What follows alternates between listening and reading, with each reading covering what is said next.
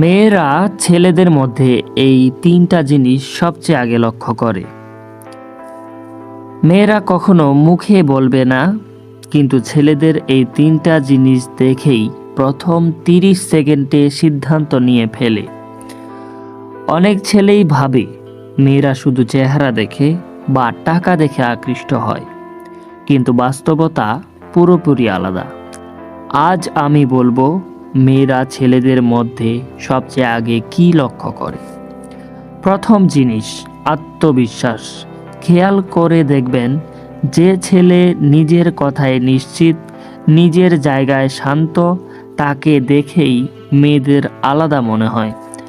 এখানে চিৎকার করা আত্মবিশ্বাস না, বরং চোখে চোখ রেখে কথা বলা, নিজের মতামত স্পষ্ট বলা, অযথা নিজেকে ছোট না করা, এই জিনিসগুলো মেয়েরা খুব দ্রুত বুঝে ফেলে এই ছেলেটা নিজের ওপর ভরসা রাখে কি না।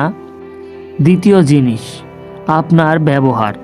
আপনি কিভাবে কথা বলেন, কিভাবে রাগ সামলান, অন্যদের সাথে কেমন আচরণ করেন, এই সব কিছু মেয়েরা খুব ভালোভাবে লক্ষ্য করে।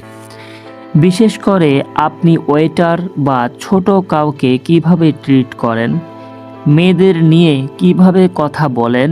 মেয়েদের কাছে সম্মান খুব বড় একটা আকর্ষণ। চেহারা ফেড হয়ে যায়, কিন্তু সম্মান থেকে যায়। তৃতীয় এবং সবচেয়ে গুরুত্বপূর্ণ, মানসিক পরিপক্কতা। সব পরিস্থিতিতে রেগে যাওয়া, সব কথায় ইনসিকিউরিটি, এগুলো মেয়েদের দূরে ঠেলে দেয়। বরং সমস্যা হলে শান্ত থাকা, কথা দিয়ে সমাধান করার চেষ্টা, নিজের ভুল স্বীকার করার ক্ষমতা, এই গুণগুলো মেয়েদের চোখে একজন ছেলেকে আলাদা করে তোলে। মেয়েরা এমন কাউকে খোঁজে যার পাশে সে নিজেকে সেফ মনে করবে।